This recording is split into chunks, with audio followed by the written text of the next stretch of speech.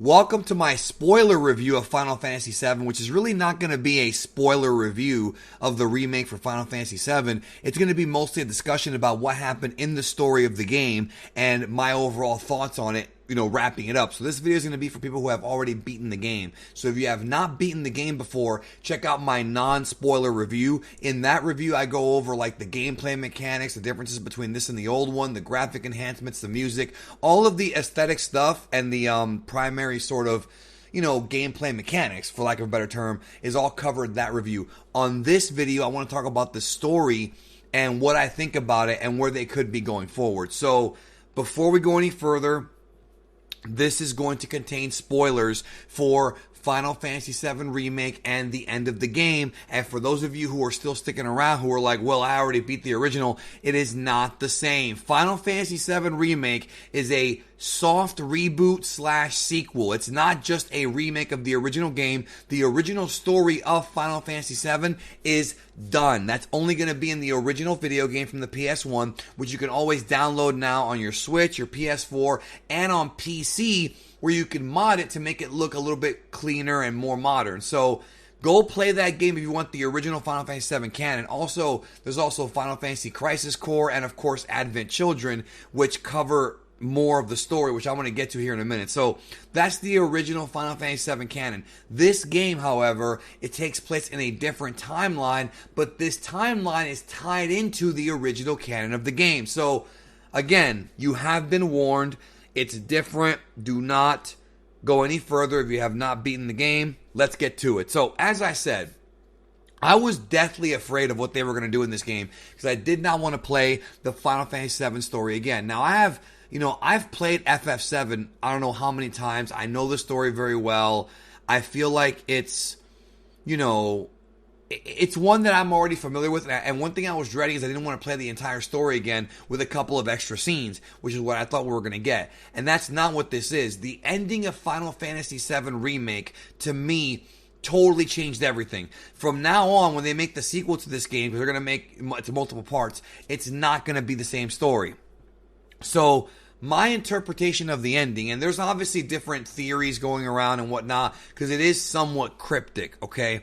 But my interpretation of the ending is that this game is a soft reboot and a sequel to Final Fantasy VII, the original one, and it follows the events after Advent Children. Now, you're probably wondering, okay, how did that happen? Well, in Advent Children, Cloud kills the body of one of Sephiroth's minions, and he sort of fades away. His spirit fades away because Sephiroth can never really die.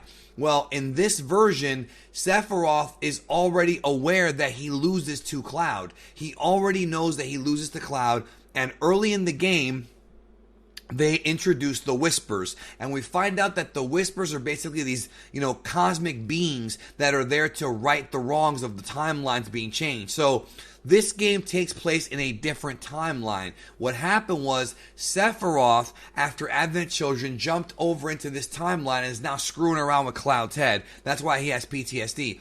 In this story, Sephiroth already knows that he loses. He already knows that he's going to lose to Cloud at the end of the story, but he's trying to change the fate. And the whole thing is, help me change fate, help me change fate. And in the game, certain events happen that are caused by the Whispers to keep the timeline in order of what happened in the original Final Fantasy VII, because their job is to keep everything in order. But Sephiroth wants to change all that because he does not want to lose. So by the end of the game, what happens is you go into this sort of parallel dimension and you fight these like Uber Whispers, and these are like sort of like the boss Whispers. And to me, it always felt like Sephiroth was manipulating Cloud into doing this, because shortly after you beat them and then you fight Sephiroth in the final battle of the game, he talks to Cloud, and they have this sequence where he tells Cloud, help me change fate. And the whole thing was that Sephiroth wants to change what happened in the original Final Fantasy VII. So it's somewhat meta, but also, like I said, a sequel and a soft reboot. So even though it technically takes place after Advent Children from Sephiroth's perspective, right?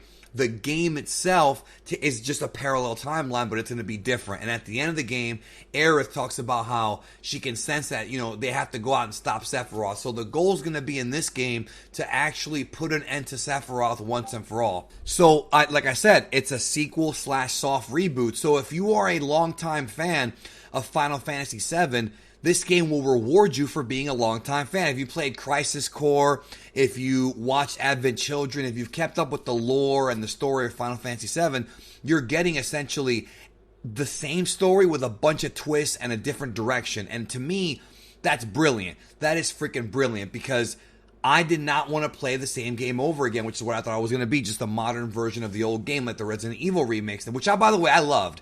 I did love Resident Evil 2 Remake, don't get me wrong, but this to me is just more creative and more unique, and it took the series in a totally different direction, because now we don't know what's going to happen. Now with Final Fantasy VII Part 2 or whatever, Remake Part 2, we don't have a clue what's going to happen. I will say that I absolutely loved the fights at the end of the game. I love the Genova fight. The tentacles thing got annoying, but it was cool. Like it was like an old school RPG boss fight, where you have to think for a second as opposed to just hacking and slashing. So that was cool. And then I loved the highway chase at the end of the game. Oh my god, that was so much fun. The first time I didn't really know what I was doing, so I died. Only time I died playing the game during my first run. But the second time I played it, it was I was able to beat it pretty easily because I was able to figure out how to do it right. And it was so much fun. I mean, and then the finale, of course, where you fight Sephiroth, and he has the one wing, but he's not quite the one-winged angel, but he's getting there. That was just really, really fantastic. And then, he gave Cloud, at the end of the game, he gives Cloud this chance. He gives him 7 seconds to change something, and the whole story here is that Cloud has the same power as Sephiroth, but he doesn't think he does. They both have Mako energy, the Genova cells. You know the story if you play Final Fantasy VII. Cloud is very powerful, which is why Cloud was able to beat Sephiroth in the original game, in the original story. But I don't think he realizes it yet, so Sephiroth gives him the opportunity when he goes to this alternate parallel dimension called like the Edge of Creation, which some have theorized is actually Sephiroth's pocket dimension. I'm not really sure. But he gives Cloud a chance to change something, and what he does is he ends up leaving Zack alive. And, Zack is the guy who kind of hands his power down to Cloud, so to speak. And, the whole story of Final Fantasy VII is that Cloud's pretty much a faker, but he has to pull something from deep and below to become that hero that he was meant to be. In this version, he seems to be much more of a hero, and so he saves Zack. So what does that mean? That means to me that I think Zack's going to have a major part to play in this story. I don't think Zack's just going to be in the past. I think Zack survived, and I think Zack is going to be actually meeting Cloud in the next game. We're going to have a totally different story here, one that I think is going to wrap everything up. Also, people have been wondering about Aerith dying. I think I'm going to, which is not at the end of this game. That's going to be in the future. In the original Final Fantasy VII timeline, that's what happened, but here it might change, because at the end of the game, when you defeat the Whispers, you pretty much shut them out. So the Whispers can no longer change the timeline. So now all bets are off. That's pretty much like the game designers sort of meta telling you that what you thought was going to happen, like what Luke said in the Last Jedi trailer, this is not going to go the way you think. What you thought was going to happen is totally out the window. And because of that, I'm probably going to do a separate video discussing my speculations about Final Fantasy VII Remake Part 2, because I have a lot of thoughts and ideas of where they might go with that game, but I am expecting it to be very different from the original. But no, like I said, I love the Genova part because they played the music. You know what I'm talking about? You know what I'm talking about. That was great. And I love how when you unlock hard mode, you can fight an extra boss and you can get to summon Bahamut. And that's another thing too, is you can tell they were changing the timeline here, because in Final Fantasy VII Remake, you get certain summons before you actually get them in the original game.